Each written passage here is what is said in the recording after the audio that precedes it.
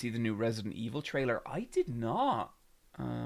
You know what? Let's just watch that real quick. Resident Evil.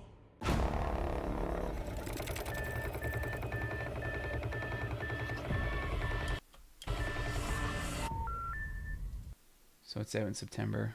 Okay. I mean, that looks like a fun horror movie. How the fuck that's a Resident Evil movie, I have no idea. And I don't really mind that much, but I don't know. So I'm spoiling a future video essay here. I feel like One Piece really changes up how I think about like adaptations, because the One Piece live action is this complete, unapologetic, as faithful as you could reasonably hope for adaptation of the source material. And One Piece makes me realize how many other adaptations have this problem where they're embarrassed by what they're based on. I actually think that trailer we just watched was kind of fun. I liked it. I think that looked cool. I thought it looks like there's some weird looking creatures going on. It looks embarrassed it's a Resident Evil movie. You know, it doesn't look like it's trying to be Resident Evil or it's trying to evoke what is good about Resident Evil. I don't particularly care because like I am neutral on Resident Evil for the most part. I love 1 remake, 2 original, and 4. And other than that, I like 8. I like Village a lot. But other than that, it's Resident Evil's fine to me. It's grand. I do like the original. I'm playing through the original at the moment.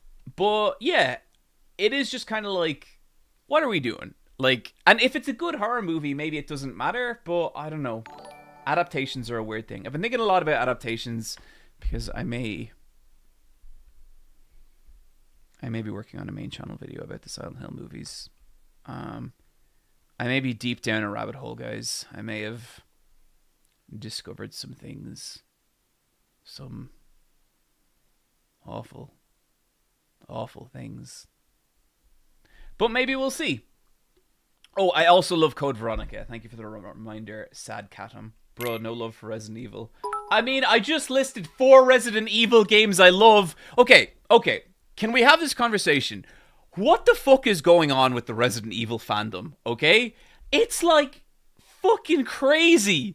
Whenever anyone says anything remotely not positive about Resident Evil, I see them descended on. And it's like, I don't know, like, is 4 Remake really that good? Because I thought that shit was kind of boring, you know? I didn't like it that much. Fake fan. John is a fake Resident Evil fan. 100% fanboy or 100% hater. Look, I love me some Resident Evil, okay? Jill Valentine, great. Leon Kennedy, great. Like, I like Resident Evil, but yeah, I think the 4 remake I didn't like. I kind of understand why people do, but I think the original's way better. I think Resident Evil 9 is like 2 halves of 2 decent games, but like, it's not like phenomenal. It has phenomenal moments, sure, but like as a whole, it kind of feels a bit stitched together, you know? And I feel like all fandoms go through this on occasion, where people kind of like, people get super defensive about stuff, and they get defensive about stuff for a couple of years, and then it relaxes a little bit. But I've noticed the intensity with which people defend Resident Evil now is like wild. Like is it Kroby Cat? Is that the YouTuber who does like the silent video essays?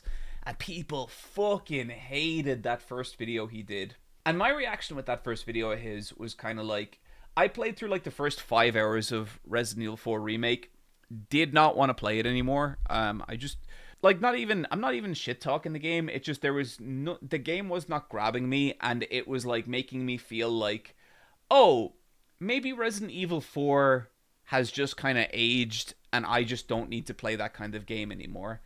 And then I went back and I played the original Resident Evil 4, and I was like, oh shit, this is fucking incredible. I am having an amazing time. And then I was like, man, I wonder why this didn't happen with the remake. And then I kind of watched his video, and like, I don't agree with every point he makes, but I was like, yeah, I can see why that is. That guy sucks. I don't know a whole lot about him. Remake is dog shit mechanically. Okay, here's what I think it is with Remake, okay? I think a lot of the philosophy of modern Resident Evil is the algorithmic bullet damage. And what I mean by that, there's been a lot of kind of talk about this stuff before, but in modern Resident Evil games, when you shoot a zombie, the amount of damage you do is calculated by a bunch of different variables. And so it's like how much ammo is left in your gun, or how many other zombies are on screen, or where your health is at. And it's basically fine-tuned to make the experience as tense as possible while still making it, like, passable for you, in theory. I think on the surface, you could see, like, the design ethos behind that. They want every person to have, like, this tense razor wire experience where you always just feel, like, on the edge.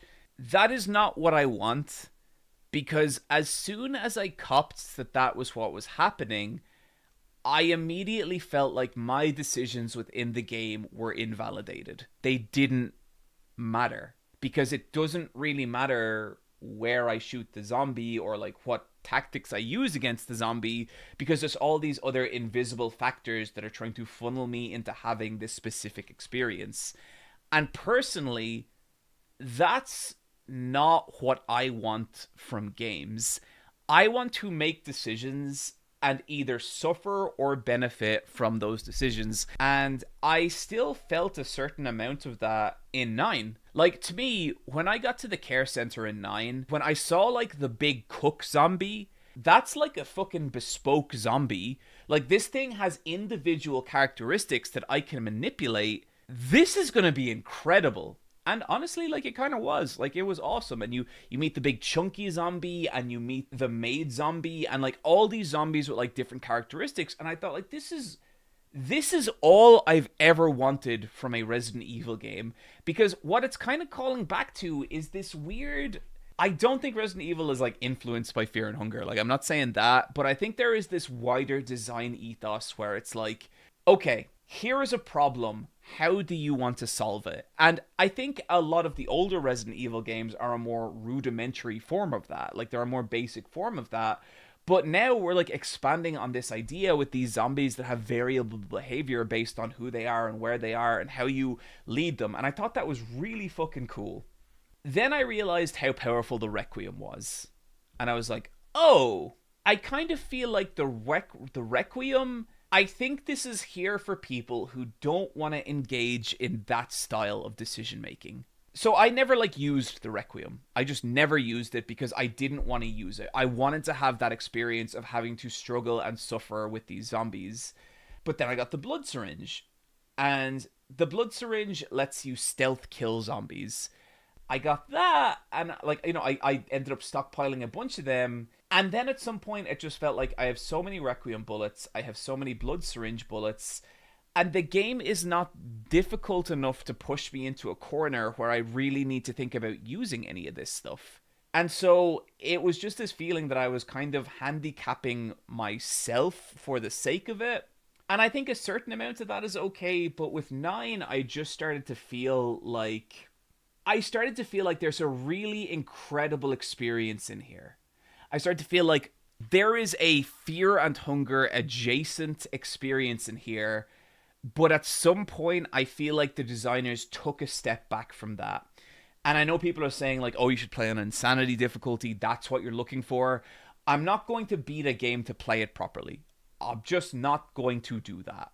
And so there's a part of me that, like, really wanted to love 9, but now I feel like I'm in the game's final third, and I don't know that that's going to happen. I loved the hotel area, and I loved the initial area with Grace and Girl. I thought that was brilliant. I thought the game design for that whole bit was fucking incredible, and I would have loved more of that. And what I loved about it specifically is, like, it's these stealth sections, but stealth sections where you have options. I think a lot of people don't like stealth because the game designers don't put in the, like, I don't want to say work because then people are going to think I'm calling game designers lazy, which is not something I would do. They don't put in the design to make stealth rewarding. And so your options are wait till an enemy is in a corner of the room where they're not going to see you and sneak by. Whereas, like, if you look at, like, the original Metal Gear Solid or stuff like that, you can do the box, you can tap the walls, you can use C4, you can use magazines, you can use all these crazy options to actually engage with the enemy and fuck with their AI. And on some level, I think that that is what, like, the way you could throw bottles, you could turn on the light switches to affect the girl. All that was really fucking cool. Great. And I wanted more of that. And when I made it to the care facility, I thought I was really in. So, okay, I'm going to throw in a weird one for you guys. I thought I was entering a nearly Gregory's Horror Show style game. And if you guys don't know what Gregory's Horror Show is, Gregory's Horror Show is a PS2 semi-survival horror puzzle game about being trapped in a haunted hotel with a bunch of evil creatures. And the longer the game goes on, the more of these evil creatures move into the hotel, and you have to like spy on them. You like watch them through the keyhole, you like listen in on their conversations, and it's got this fucking beautiful aesthetic, and it's just like, it's an amazing, amazing game. It's not like technically the best game you'll ever play. It's kind of janky and it has some problems, but it's one of my favorite games ever. I don't think we ranked that on my like top 100 list. I fucking adore Gregory's Horror Show. I feel like that tapped into something so special and weird. It's one of those games where it feels like it fell out of an alternate dimension of a different games industry, because there's just nothing else quite like it. And I thought, when I got to the care center in 9, I thought it was that. Or I thought that we were gonna, like, we were leading to, like, that branch of game design. But then it just kind of ended up feeling like a Resident Evil game. And I think it's a very beautiful, very well done Resident Evil game. I think Resident Evil 9 is kind of undisputedly the most polished Resident Evil or just survival horror game in existence. You know, it's way more fun to play than like Silent Hill F. But Silent Hill F has other weird shit going for it. Whereas I think Resident Evil 9... By the time I was done with the care center, I was ready to be done with the care center. And then, you know, I've done all the Leon stuff, or a lot of the Leon stuff, and, you know, it's fine. It's like roller coaster game design, and there's like a time and a place for that. But I guess when I see like Resident Evil 9 being held aloft as this like untouchable thing, I think it's a cool game, and like, I'm not disappointed by it necessarily. I think it's good. I think it's good. I don't think it's amazing, and it's surprising to me how many people want to see it as that. And maybe the answer there is they just did have an amazing experience with that. And then maybe the real answer is that I'm really fucking old and I've played like 50 different, 100 different survival horror. I don't know how much survival horror games I've played, and that I've just seen a lot of shit, and that kind of makes me a bit out of touch as well, so maybe it doesn't fucking matter. But yeah, thank you for letting me have this therapy session about Resident Evil 9. As per usual, my conclusion is that I am going to die someday. We always seem to get back there, chat. We always seem to get back there. But yeah, interesting place Resident Evil is in that. Not a particularly bad place. Like, I know people are going to look at this video and they're going to be like, why are you hating on Resident Evil? First of all, I love 4 Resident Evil games. I have beaten every mainline Resident Evil game except 6 and 1 original, but I'm playing through 1 original now. Like, I have a lot of fondness in my heart for Resident Evil. I just think it's okay to occasionally just be like, hey, look, there's some good things about 9 and there's some like shit things about 9, and we don't gotta be insane about it.